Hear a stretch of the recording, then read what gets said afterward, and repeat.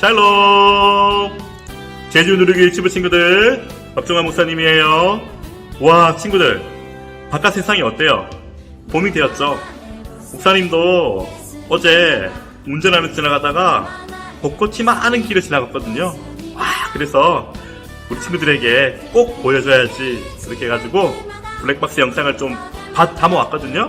자, 함께 하나님 만드신 이 봄의 기운을 같이 한번 볼까요?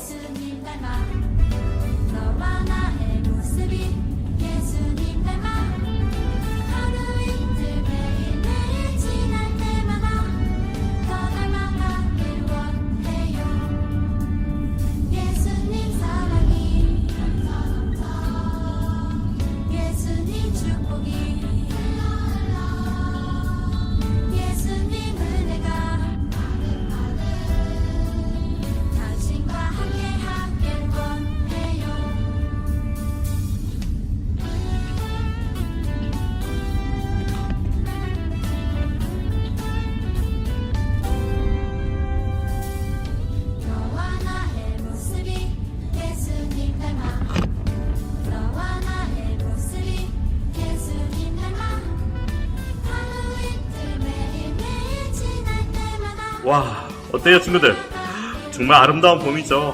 어서 빨리 친구들과 이런 좋은 길도 함께 보며 걷기를 원하고요. 또 함께 보면서 예배 드리고 싶어요. 꼭 그날이 오겠죠? 그래요 친구들. 자, 이제 하나님께 우리 마음과 뜻을 다해서 힘을 다해서 예배 드려요. 자, 자리에서 일어서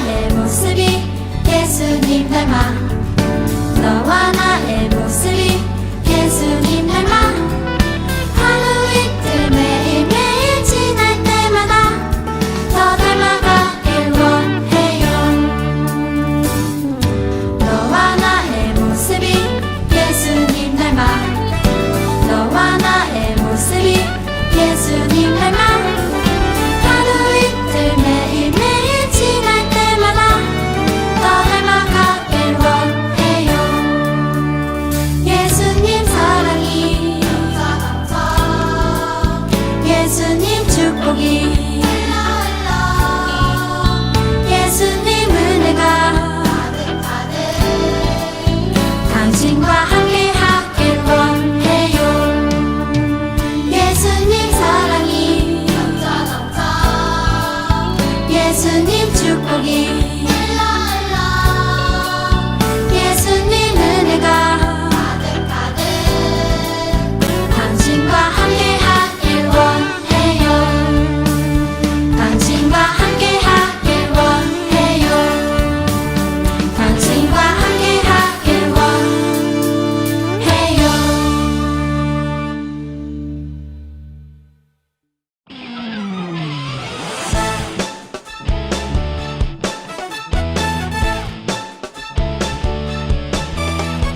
예수 부활했으니 할렐루야. 만민 찬송하여라. 할렐루야. 천사들이 즐거워. 할렐루야. 기쁜 찬송 부르네. 할렐루야. 다시 사신 주님께 소리 높여 찬양. 다시 사신 주님께 영광 돌리세.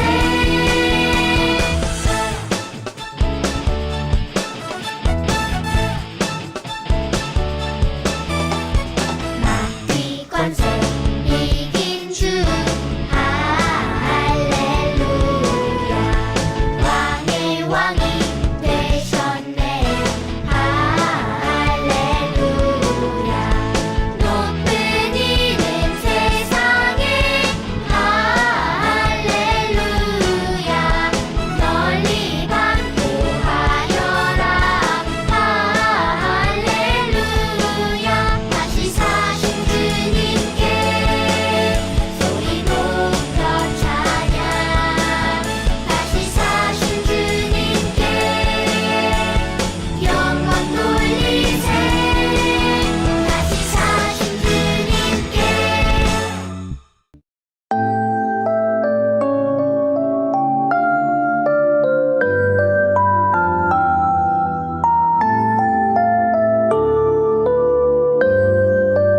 우리 마음 모아 주께 나아가네. 성부 성자 성령 하나님 전능하신 주님 영광. 예 하나님 이곳에 오셔서 예배 받으소서. 찬양 받으소서. 사랑합니다. 우리 마음 모아 주께 나아가네. 성부 성자 성령 하나님 전능하신 주님 영광. 예 하나님 이곳에 오셔서 예배 받으소서. 찬양 받으소서. 사랑합니다.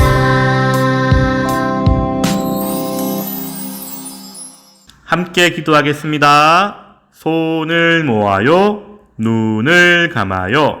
마음을 드려요. 사랑과 은혜가 너무나 많으신 하나님, 감사합니다. 우리 유치부 자녀들 한 명 한 명의 아버지가 되어주시고 우리 자녀들의 모든 상황을 아시는 하나님, 언제나 건강하게 지키시고 인도해 주셔서 감사합니다. 코로나 가운데서도 하나님께서 우리 자녀들과 우리 가족들을 지켜주시고 인도해 주시고 늘 말씀 가운데 하나님 자녀로 자랄 수 있게 인도해 준 하나님을 찬양합니다. 오늘도 하나님, 우리가 힘을 다해 영과 진리로 예배합니다. 하나님, 우리의 예배를 기뻐 받아주세요.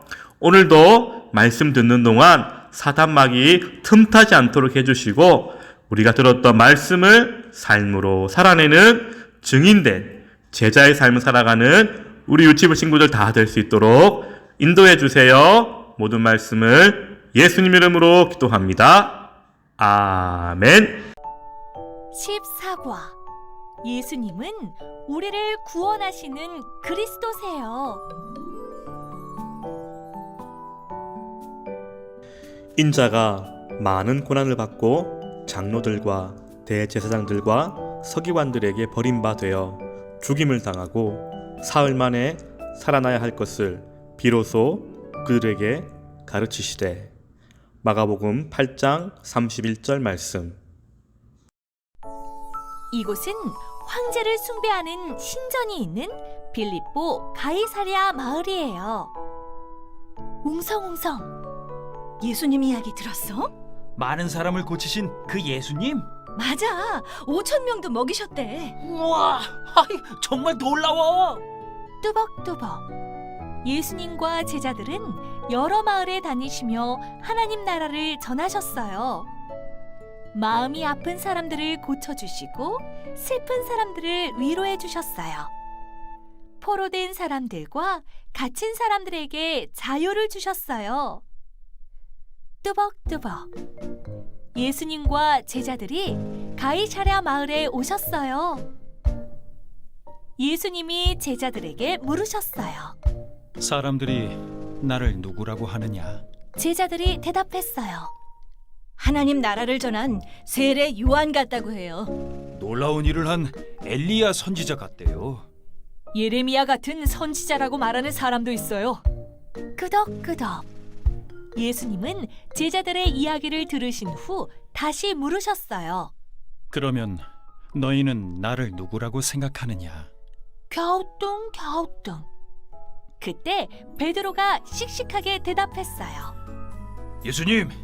예수님은 그리스도이십니다. 살아계신 하나님의 아들이십니다. 예수님은 베드로의 대답을 들으시고 기뻐하며 말씀하셨어요. 베드로야, 네가 복이 있구나. 이것을 너에게 알게 하신 분은 하늘에 계신 하나님 아버지시다. 베드로는 예수님을 그리스도라고 고백했어요. 예수님은 베드로를 칭찬해 주셨어요. 베드로의 고백처럼 예수님은 그리스도세요. 그리스도는 우리를 죄에서 구원하실 분이에요.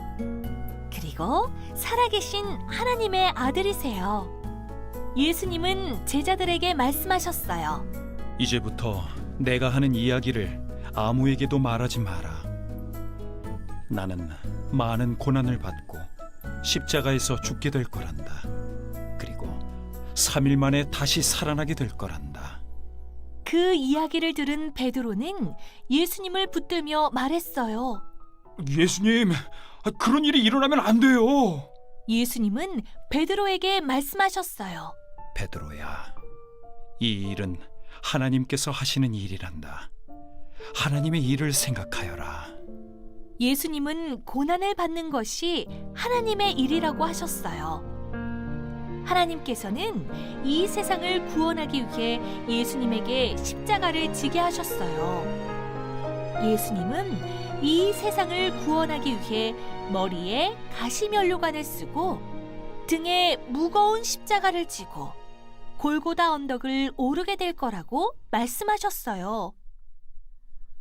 오늘은 사순절 5번째 주일이에요. 예수님은 우리를 구원하기 위해 십자가를 지기로 하셨어요. 한 주 동안 우리를 구원하기 위해 오신 예수님을 많이 생각하고 기도하는 우리 친구들이 되어요. 함께 따라해 볼까요? 우리는 구원하기 위해 오신 예수님을 믿어요. 우리는 구원하기 위해 오신 예수님을 믿어요. 어느 날 제자들과 함께 길을 가던 예수님이 갑자기 멈춰서며 제자들에게 질문했어요.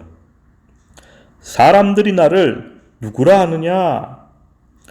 그러자 제자들이 대답했어요.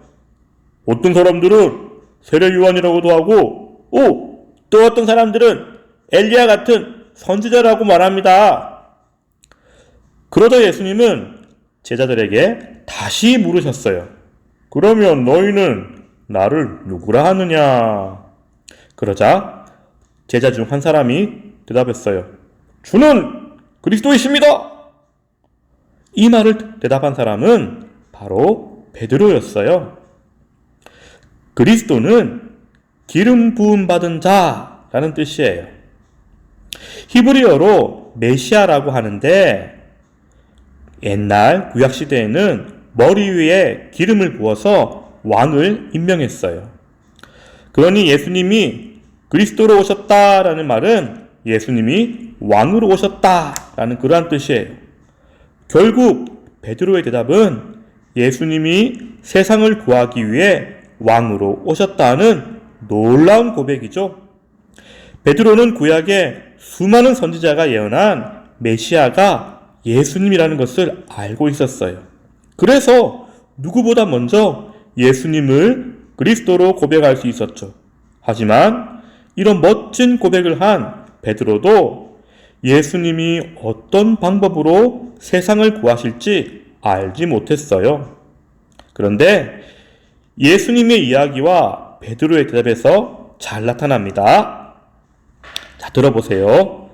베드로의 대답을 들은 예수님은 자신의 이야기를 아무에게도 말하지 말라고 제자들에게 경고했어요. 그리고 그들에게 말씀하셨죠. 나는 많은 고난을 받고 장로들과 대제사장들 그리고 율법학자들에게 버림을 받게 된다. 그들의 손에 죽었다가 사흘 뒤에 살아날 것이다. 이 말씀은 예수님이 자신의 고난과 부활을 처음으로 제자들에게 알려주신 거예요. 말씀을 들은 베드로는 예수님을 꼭 붙들고 예수님께 항의했어요. 절대 그런 일이 일어나서는 안 돼요. 이렇게 하면서 펄쩍펄쩍 뛰면서 왕으로 오신 예수님이 왜 고난을 받고 죽어야 해요? 하고 따져 물었어요. 친구들, 당시의 사람들이 기대하는 왕은요, 모든 전쟁을 승리로 이끌고 백성들을 지킬 강인한 모습이거든요. 모든 사람을 지켜야 할 왕이 고난을 받고 죽음에 이르다니 아무리 예수님의 말씀이라도 베드로는 받아들일 수가 없었던 거예요. 예수님은 그런 베드로를 꾸짖으며 말씀했어요. 사탄아, 내 뒤로 물러가라. 너는 하나님의 일을 생각하지 않고 사람의 일만 생각하는구나. 베드로는 예수님의 죽음을 말도 안 되는 일이라 여겼을 뿐인데 예수님은 베드로를 사탄이라 부르셨어요.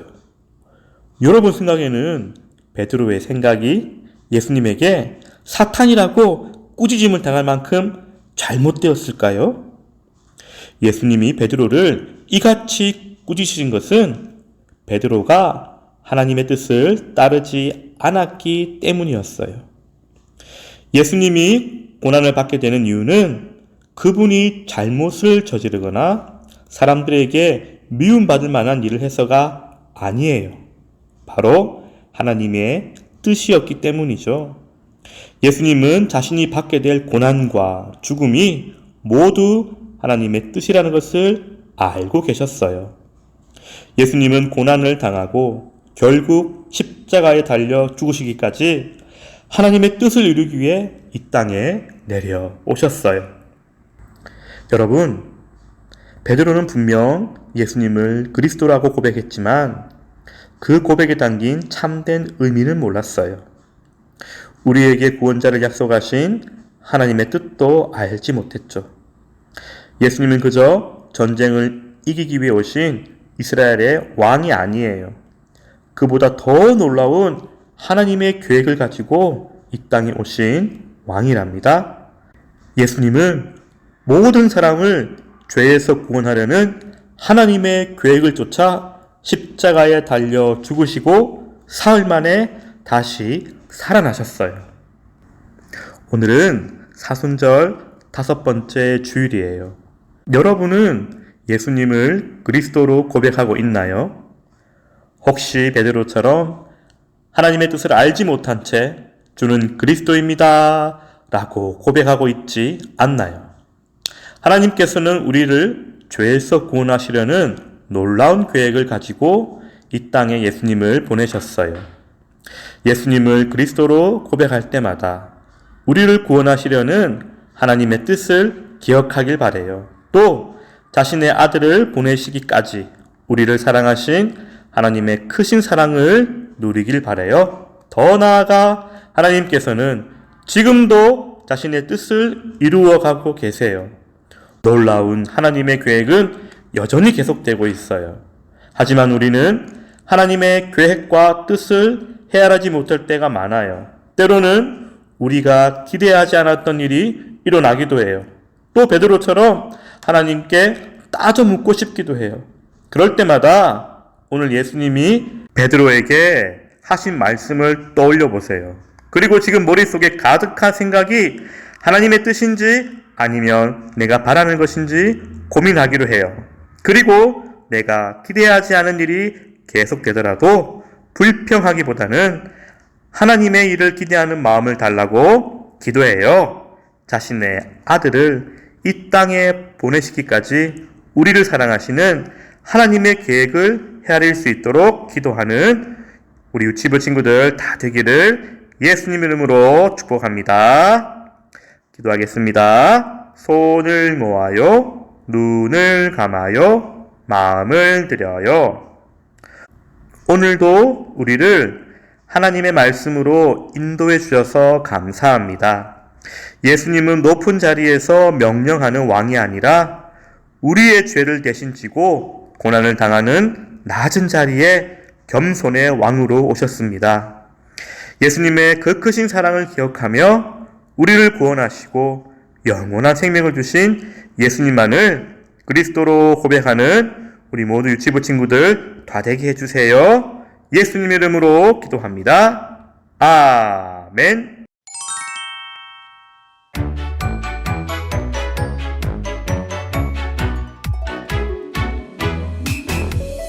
종려나무 가지를 가지고 맞으러 나가 외치되 호산나 찬송하리로다. 주의 이름으로 오시는 이 온 이스라엘의 왕이시여 하더라. 요한복음 12장 14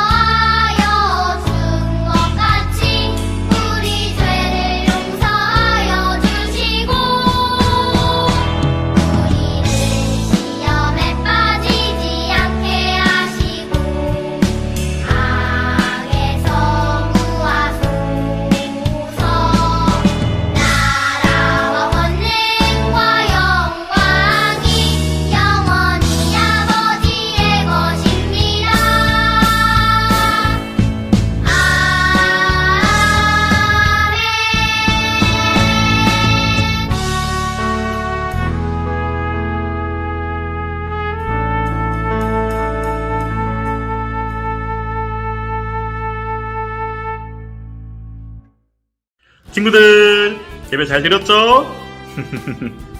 그래요. 아직도 주변에 코로나로 아파하는 친구, 힘들어하는 가족들이 있지요?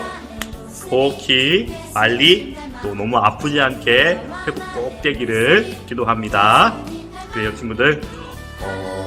오늘도 우리 부모님과 함께 오늘 나눴던 말씀을 돌아보면서 한 번 더 공과 시간을 가지고 또 만들기 하면서 오늘 주신 말씀 꼭 기억하며 말씀대로 살아가는 한 주가 되기를 바랍니다, 친구들. 그래요, 우리 다음 주에 만나요. 샬롬.